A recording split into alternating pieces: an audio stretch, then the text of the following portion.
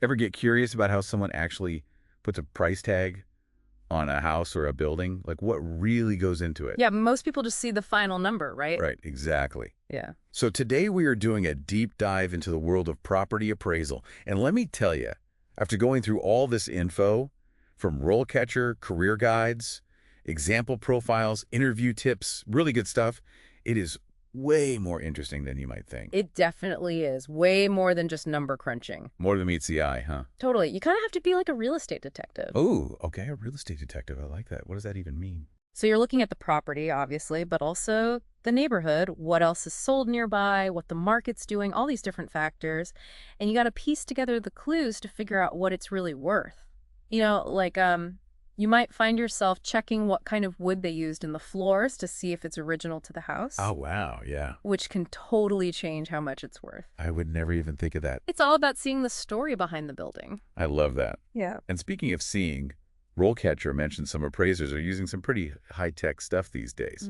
Drones, VR. Yeah, it's changing how things are done for sure. So are we talking like futuristic house tours and aerial roof inspections now, or what? Pretty much. Drones can check out a roof in minutes, which is way safer than some appraiser climbing around up there.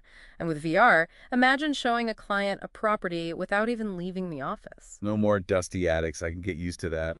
But with all this cool tech coming in, is the human part of the job like disappearing? Not at all. The tech is just a tool. It can't replace that human eye, you know? Appraisers still got to understand the local market, spot little flaws or details that could affect the price, and know how to interpret it all. That makes sense. They're still the ones solving the case. The tech just gives them more to work with, and sometimes from a better angle. Right, right. So it's really about making those core appraisal skills even better, not getting rid of them. This is way more dynamic than people realize.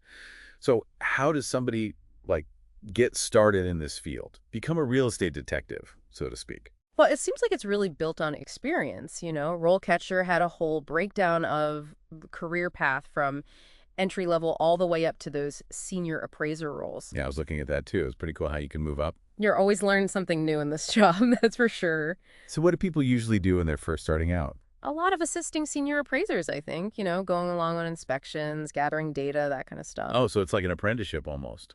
Learning the ropes from the pros. Yeah, exactly. And as you get more experience, maybe earn some certifications. RoleCatcher mentioned the Appraisal Institute, the International Association of Assessing Officers. They've got some important ones. Then you start taking on more responsibility. I see, I see.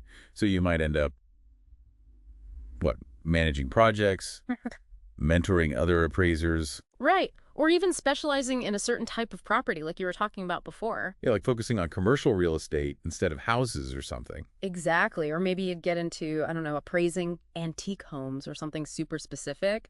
That's where those profiles RoleCatcher had of real appraisers was really interesting. I know. It's so cool to see what people are actually doing out there. Yeah, you can read a list of job duties, but hearing those day-in-the-life stories makes it way more relatable. Totally. It's one thing to say, oh, you'll be evaluating properties.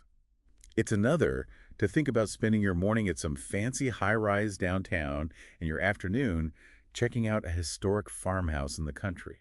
And that's something that a lot of appraisers love about the job, you know? It's not just sitting at a desk all day. You're out, you're talking to people, seeing all kinds of properties. Yeah, that sounds pretty great. I guess you got to have good people skills for that too, not just be good with numbers. Absolutely. You could be the best at the technical stuff in the world, but if you can't explain your findings clearly or back them up, it's not going to get you very far. So it's kind of like being a real estate detective, Yeah. A&D, a real estate lawyer at the same time.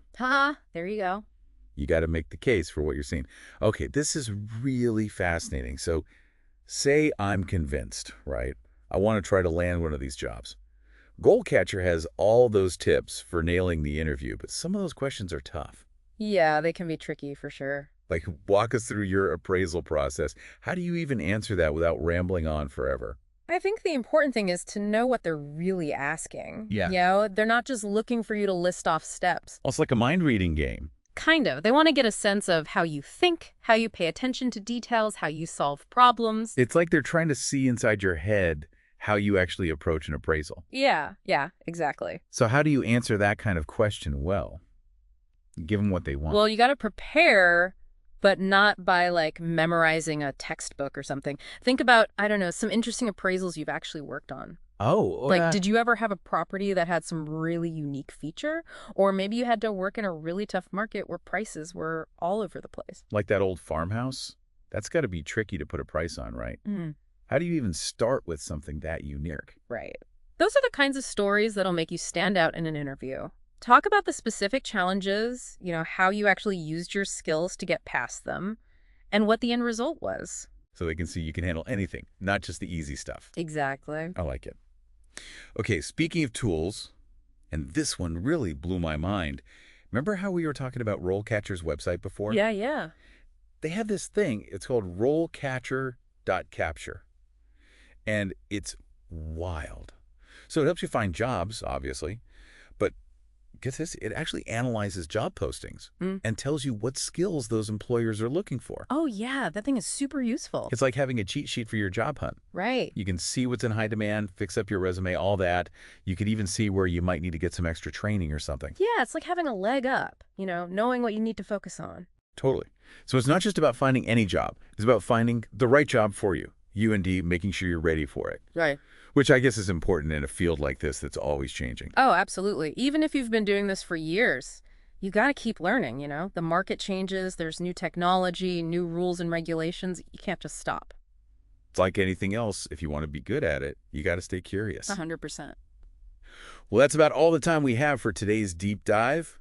We covered a lot from, real estate detective work to the latest and greatest tech. It's a fascinating field. It really is. So to wrap things up, if anyone out there is thinking about a career in property appraisal, what's your #1 piece of advice for them? I would say be curious, always be ready to learn new things, and don't be afraid to jump in. This is a job where you can really make a difference, and it's never boring. I love it. And if you're looking for the ultimate guide to getting started, don't forget to check out RoleCatcher's website.